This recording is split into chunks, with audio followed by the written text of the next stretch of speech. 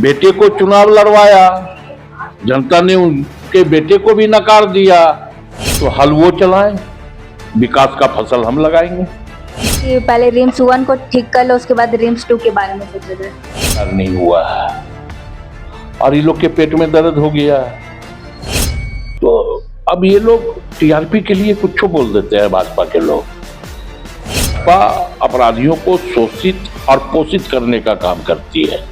इसके सबसे बड़े बलात्कारी के साथ देश के प्रधानमंत्री मंच साझा करते हैं।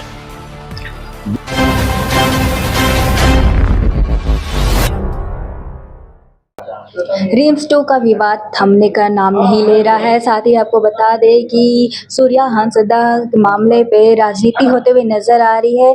पक्ष और विपक्ष आरोप लगाते हुए नजर आ रहे हैं और बयानबाजी भी करते हुए नजर आ रहे हैं। ऐसे में हम आ गए हैं कांग्रेस कार्यालय और सीधा इनसे जुड़ते हैं और बात करते हैं कि इनका प्रतिक्रिया क्या कुछ है।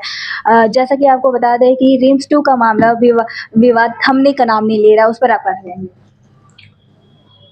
रिम्स 2 पर कौन विवाद कर रहा है? विवाद कर रहा है पूर्व मुख्यमंत्री चंपे सोरेन के द्वारा कल 24 तारीख को वहां पे हल चलाया जाएगा। तब उनके पास क्या काम बचा है?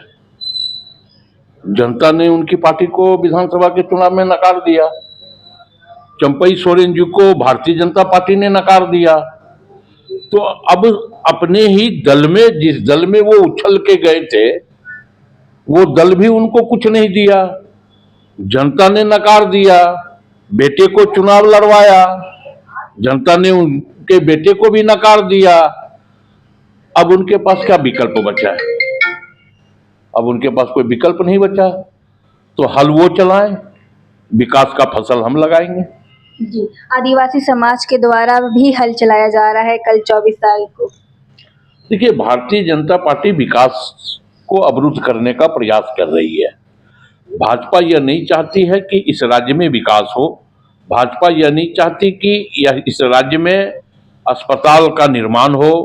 भाजपा यह नहीं चाहती कि इस राज्य के नागरिकों को अच्छी स्वास्थ्य सुविधा मुहैया हो, क्योंकि ये देश की संपत्ति बेचने वाले लोग हैं। ये निर्माण की बात नहीं कर सकते, ये विध्वंसक लोग हैं। कैसे हम समाज को बांटें, कैसे हम देश को बांटें, कैसे हम समाज के सामाजिक समरसता को तोड़ें, उसको भंग करें, तो भारतीय जनता पार्टी की फितरत यही है। वो निर्माण नहीं चाहती है, तो ठीक है, लेकिन हमारी संजीदगी पूरी तरह इस राज्य के प्रति है। जी, वो बोल रहे हैं कि पहले रिम्स 1 को ठीक कर लो, उसके बाद रिम्स 2 के बारे में सोचा जाए। रिम्स 1 में अगर ठीक नहीं होता तो भारतीय जनता पार्टी के सांसद हैं दीपक प्रकाश जी, वो अपना इलाज रिम्स में 1 में ही करवाए थे, स्वस्थ हैं, ईश्वर उनको दीर्घायु रखे। तो मतलब अगर अच्छी व्यवस्था है तब में भारतीय जनता पार्टी के नेता रिम्स में जाकर के इलाज करवा रहे हैं।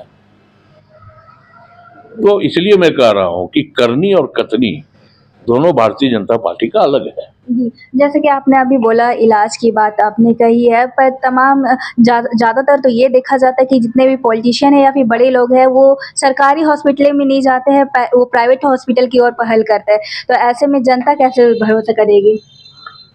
देखिए, हमें यह लगता है कि कुछ ऐसी गंभीर बीमारियां भी होती है जिन बीमारियों का लोग अपने परिजन को अगर एडमिट करवाते हैं तो उनको सेटिस्फैक्शन नहीं मिलता है, और इसके चलते वो बड़े अस्पतालों में जाते हैं।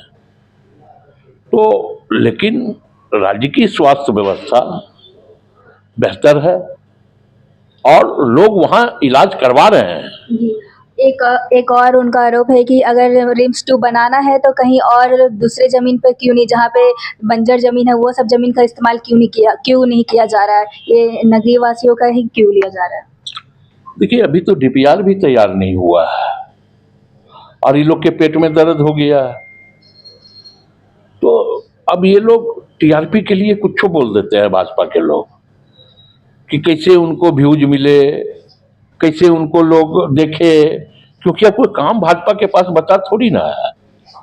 अब इनके पास कोई काम ही नहीं बचा है बेचारे के पास, तो वो इसी टाइप का करते रहते हैं। सूर्या हंसदा मामला को आप कैसे देखते हैं?